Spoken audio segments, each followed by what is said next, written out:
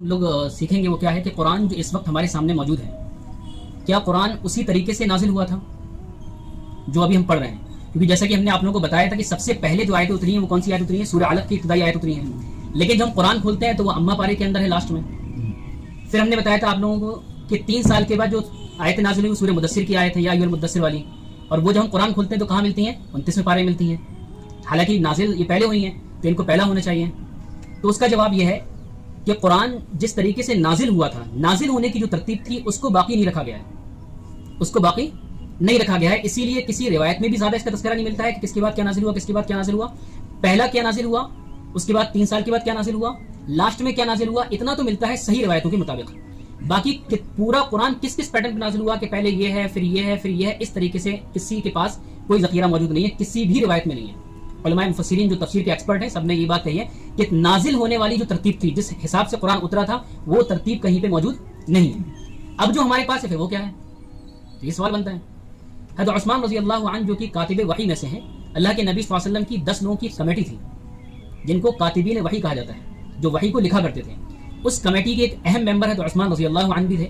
ان سے روایت منقول ہے کہ اللہ کے نبی صلی اللہ علیہ وسلم کے اوپر جب کوئی آیت نازل ہوتی تھی تو ہم لوگوں کو بلا کے وہ سناتے تھے اور یہ بھی بیان فرماتے تھے کہ اس آیت کو فلاں سورت کی فلاں آیت کے بعد لکھنا ہے. 2 چیزیں کیا کیا بتاتے تھے کہ یہ جو آیت اتری ہیں ان آیتوں کو فلاں سورت جو چل رہی ہے اس میں اس آیت کے بعد لکھنا ہے یا اس آیت کے بعد یاد کرنا ہے. تو عثمان فرماتے ہیں کہ جب یہ ہم لوگ کو بتا دیا جاتا تھا تو ہم اسی ترتیب سے یاد کر لیتے تھے، یا پھر جو چمڑے یا پھر اس کے اوپر کل وضاحت ہوگی انشاءاللہ کہ کس طریقے سے قرآن لکھا گیا تھا. تو کیونکہ پرانے زمانے میں تو لکھنے کے اتنے وسائل تھے نہیں، کاغذ تھے نہیں، تو جو بھی ہڈی کا ٹکڑا ہوتا تھا، جو بھی چمڑے کا ٹکڑا ہوتا تھا، تو اس پہ اس طرح کی چیزیں لکھ لیا کرتے تھے.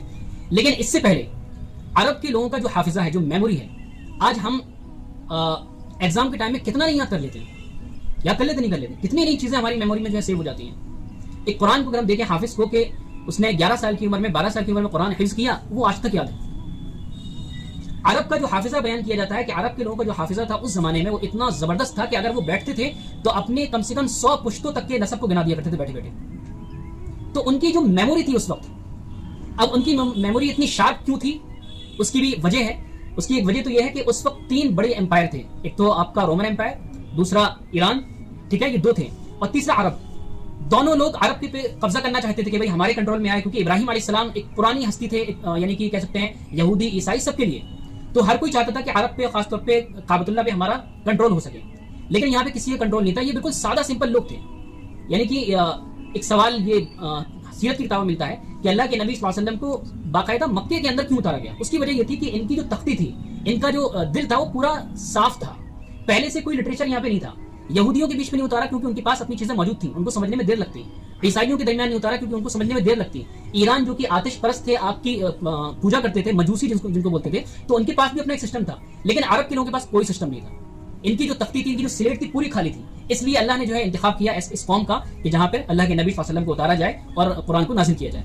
تو اس لیے یہ سوال کرنا کہ اس وقت چیزیں لکھنے کی نہیں تھی تو قرآن کیسے جمع رہ گیا، تو اس کا ایک سب سے بڑا جواب یہی ہے کہ عرب کے لوگوں کا جو ذہن تھا وہ اتنا شارپ تھا. باقاعدہ پرانی کتابوں میں اس کا تذکرہ ملتا ہے عرب کے لوگوں کے ذہن کے بارے میں.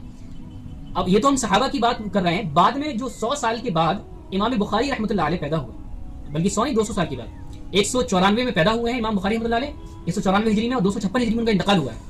امام بخاری رحمۃ اللہ علیہ کا ذہن اتنا شارپ تھا کہ جب وہ کسی ایک روایت کو سن لیتے تھے ایک بار تو ان کو وہ یاد ہو جاتی تھی لائف ٹائم کے لیے.